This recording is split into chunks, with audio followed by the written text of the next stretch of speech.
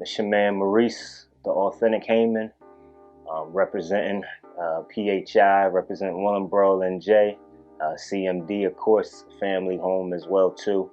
Authentic Minds is the name of the organization, the business, the ministry, the nonprofit, and just the movement in general. Authentic Minds is basically a committee, a group, an organization, ministry that comes together to be able to make an impact within the community.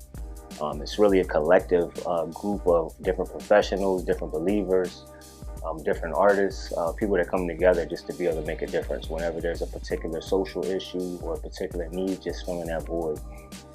It started off, I want to say maybe, 2010 maybe initially was the official launch, I think, of Authentic Minds. I lived in North, I had moved to North, around Thompson behind, shout out to everybody that's from Girard College area, near Girard Courts, everybody know that area North. And just lived inside a neighborhood where I was watching high school was getting closed. There was a lot of politics during that year, so that's when they really started closing schools like crazy. You watch the budget cut slash, and they really picked a particular line if you really paid attention to the map, and definitely that line definitely went throughout this neighborhood, and just watching the houses be boarded up. There was literally and growing up in Jersey, we seen boarded buildings and boarded houses, but there was literally blocks inside that neighborhood where there was like one house on that entire block. I'm talking both sides of row houses. Imagine driving down the street in broad daylight, and every house on both sides is all boarded buildings. There's one person that live on the block, and then you go to the next block, it's the same thing. You spin the other block, it's the same thing. Like living inside a neighborhood that looks like in Iraq, or modern day Syria or something in America, really opened up my eyes. Being from the hood, my family's from Camden, whole life, in and out of Philly, so we from the poorest city inside the country. But once you get out of that environment and go to other environments and realize it's a lot of the same poverty, it just really made me say, you know what? At that point in time in my life, I was a little older, I had already graduated, and I just saw there was nothing going on in the community.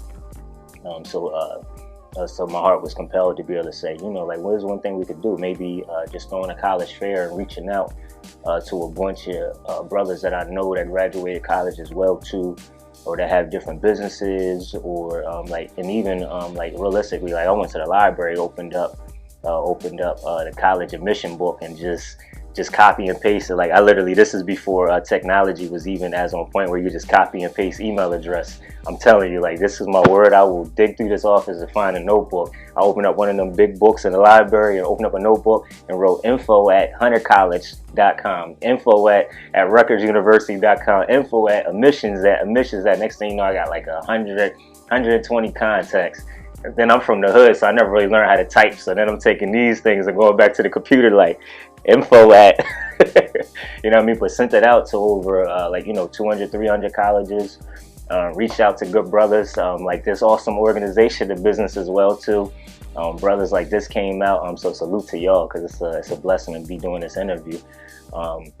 They'll tell you, just set up inside Martin Luther King Rec Center, right on Cecil B. Moore in North Philly, right in the heart of North Philly, and just set up. Just reached out to, we actually reached out to a couple rec centers, to be honest, man. It also shows a lot of politics. So we called at least 10 to 15 different rec centers inside the city. Hey, we want to bring this event to your local rec center for the community.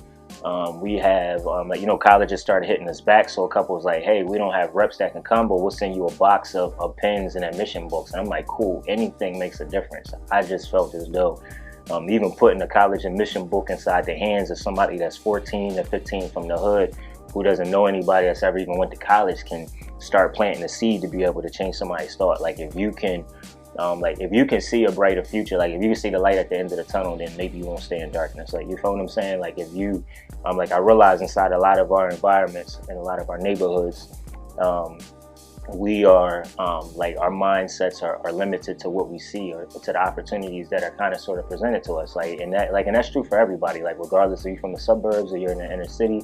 If like your level of opportunities and your level of exposure is really what helps you grow to be able to think outside of the box. And that's really what Authentic Minds even came from, is like, let's start planting seeds inside people's mind and change their thought process, like, or to change their outlook, like, on life in general. So we felt as though, like, yo, just setting up a table and having like, we got booklets from colleges like LSU. Like, I thought, like, how powerful is it for some kid that's 14 or 15 years old, even if he thinks he's going to play college football, wants to be able to go, like, to get in school at LSU, where he's also getting a great education, and realize, like, hey, maybe he can be an engineer instead of that 1 in 1,000 chance to be inside the NFL. So like, that's really where Authentic Minds started at. And it was just a blessing because, we set up inside Martin Luther King Rec Center, like, right in North Philly. Like, invited the community out, and the blessing was, man, you had people that was 15, but you had people that was 55 come out.